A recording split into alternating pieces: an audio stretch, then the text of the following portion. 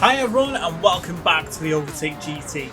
This is an absolute GOAT by Nismo. This is the 400R from 1995. Four-wheel drive monster, 700 pp, over 660 brake horsepower. This thing is held back slightly, but it's an absolute animal. You take it here to Le Mans and you will get a nice easy win. Not only here, anywhere you can take this car. So remember, that's anywhere four-wheel drive, anywhere turbocharged, anywhere 700 pp. This thing will just slot in, get you a win, and off you go. This thing really is amazing. Now, if you want to have a fantastic tune for this car, nice and simple. Get your Nismo, follow me to the tuning shop, and let's get this build underway. Okay, so now we're at the tuning shop. First thing you need to get for this car is weight reduction stage 1. On the Club Sports, what you want to get from there is weight reduction stage 2, a power restrictor and a ballast. Semi-racing, you want to get a fully customizable computer, a medium RPM turbocharger, fully customizable LSD, weight reduction stage 3 and increase the body rigidity. On the racing, you want to get an anti-lag system, racing intercooler, racing filter, racing silencer, racing exhaust manifold, racing brake pads, brake balance controller, fully customizable suspension, racing clutch and flywheel, a torque vectoring center differential, fully customizable racing transmission, and a set of racing hard tyres, as well as weight reduction stage 4. Under extreme, you need some inters because if you go Le Mans, it throws up a few curveballs, and under ultimate, a carbon propeller shaft. So now we have all those items. What we need to do now is go straight to GT Auto. So here we go, GT Auto, and the first thing you need to do is go to car maintenance and service. While you're there on the right hand side, it'll say wide body, you want to get that installed. Now like me, you can see I need an oil change, so make sure that you do get those done because the last thing you want to be doing is looking to do anything else because of further damage caused by running a car that isn't being maintained very well. So make sure you get that done. Okay, now we've done that, what we do is we go back and we want to sort out the wheels first, so car customization. And I've gone for these wheels, which are the BBS wheels, and these are the LM. So BBS, LM, they're from that era when this car came out, just around that time, fantastic. And they look great as well. So 19-inch rims, rim width wide, offset wide, get them installed on the car. Now we've done that, let's go to custom parts. And at the front, we want to get type B. The side is type B, the rear is type A, and the wing is type A. So make sure you get those exactly as they are. Don't deter from it because they're the parts that you need. Now we've done that, you've got racing items, so a bonnet pin, tow hook. I added roll cage type C to mine, a bit of extra rigidity. Under other, your light bulb, your number plate, and the front grille, change them if you like. And livery editor, I was going to make my own and then I saw this, so all I've done is just add the Overtake GT logo on the front bumper. But the person who made this one, full props because it's fantastic. I go to collection and you can see it's there, King Kerosene from Germany. You absolute legend, you can see that's it added there. So make sure you're giving people props who've done those liveries. And now what we'll do, we'll go back to the setting sheet and we'll get this thing set up and ready for you to win wherever you take it. Here we go, car settings time. Let's get into it. 700 pp, bang on the money, 663 brake horsepower and just under 1.4 ton of weight. This thing really is a phenomenal car to drive. So first up is racing hard tyres. And then body height adjustments, 80 at the front and 100 at the rear. Your anti-roll bar 7 at the front and 10 at the rear. Now the dampen ratio compression is 25 at the front and 30 at the rear. And the dampen ratio expansion is 50 at the front and 45 at the rear. Now the natural frequency is 2.60 at the front and 2.90 at the rear. Negative camber angle is 3 front and rear. And a slight toe angle in and out on the wheels, so it's a toe out of 0.01 at the front and a toe in at the rear of 0.01.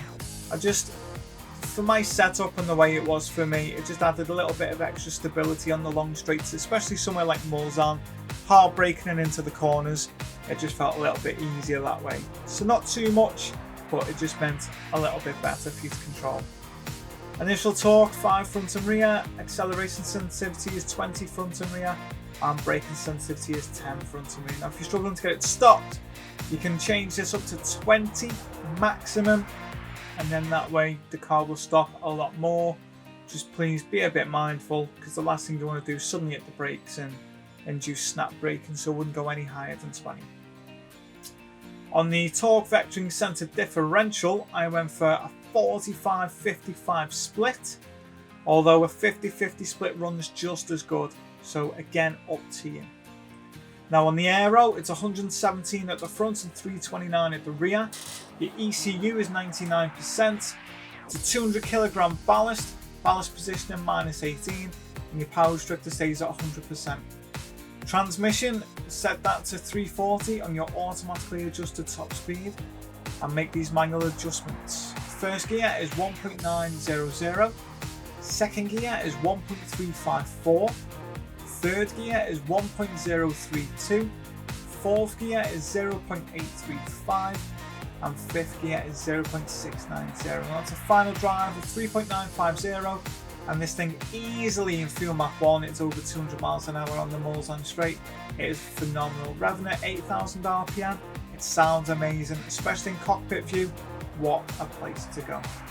Medium RPM system, anti-lag system, get that set to strong. It just means you've constantly got that boost on, and don't let that fool you on the fuel consumption, because it's great there as well. Everything installed on there. You want a nice easy win at Le Mans? Well, this is what you need to follow. Okay, you joined me on the last lap. You can see the last chicane got me again, didn't it? Got me again, but here we are in this, and it's the Nismo 400R, and this thing is just an absolute riot. You bring it here, you've got a nice easy win. You can see a pretty chaotic race if you look on the right hand side. You can pretty much work out what the strategy was, and it was lap 1 404, then I did the fastest lap of a 407, fuel map 6, that's what I've been in. But I tell you what, this thing has just been absolutely insane, and do you know what we could do while we're here?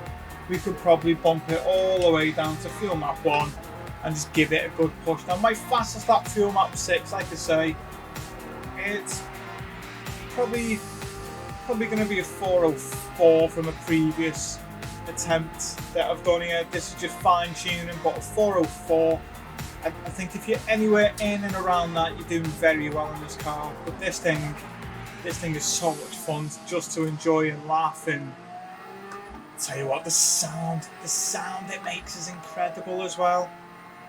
I mean, come on, get yourself this absolute legend. I mean, this was made by Nismo, knowing everything they learned from like Le Mans and things like that. This really is a true legend. Carbon fibre before it was a thing. I mean, it was what, to buy this car was what, about 12 million yen? I mean, you know, 1995 when it came out, 12 million yen. Go have a look at the conversion rates for that, that's a lot. I mean, but this thing is just outrageous. There's only 44 or so, 45 of these made. It makes it one of the rarest Nismos as well. But this thing is absolutely phenomenal to drive. It's amazing to tune. And considering it's basically a Pioneer by Nismo, what a car. If you've not got it, you need to get it. I mean, look at that. Just down the Mulsanne, I'm 3.2 seconds up on that fastest time. So there's very much good potential of me crossing this line and being able to do an 8th lap. Now, that can't be the case because you can see the fuel has drastically dropped. So I am going to have to drop that back down to fuel map 6. Otherwise, I know for a fact I won't make it to the end. Fuel map 1 in this, you're probably going to be lucky to get 2 laps. And I mean lucky, but look at the speed you get for it. We're already 6 seconds up. A minute to go, we're not going to get to the end in under that. There we go. But this thing, like I say, is phenomenal. Now, yeah, I'm taking it a bit easy coming around the last bit because I want you to enjoy it all. And I want you to tell me what you think your fastest lap is. I mean, come on. We have so much fun in this. Look how far ahead we are. Portia Haywood The last few races I've done here at Le Mans, Haywood in that Lamborghini Huracan is just shot out of nowhere really, and then decided, you know what, I'll show you what I'm made of. So as you can see, that's why we needed to kind of change that fuel map a bit, otherwise there's no way I'd have got to the end. It would have run out because this thing consumes fuel quicker than my kids consume fruit, which is at a rapid rate. There we go, over the line. Nice easy one. And that's it. 4 minutes. 4 minutes. This thing is outrageous. It's so much fun. Delivery looks great as well. I've put in the comments who's done the livery because I think it's fantastic. And what a car that is to drive. And if you're loving this kind of content, smash that subscribe button. Stop missing out on these great tunes. Look at that, just over the 30-minute mark. 4 minutes, 0.804. And that's it. What a fantastic car to enjoy. Like I say, you could absolutely push it to the max and get 8 laps in here. And that would mean you'd dominate everyone by a lap easily. Easily. But what does it get you? It's this. 825,000 credits in the bank. What's not to love about that? Right. I will see you all next time for the next one. But take care, look after yourselves, and smash the subscribe button.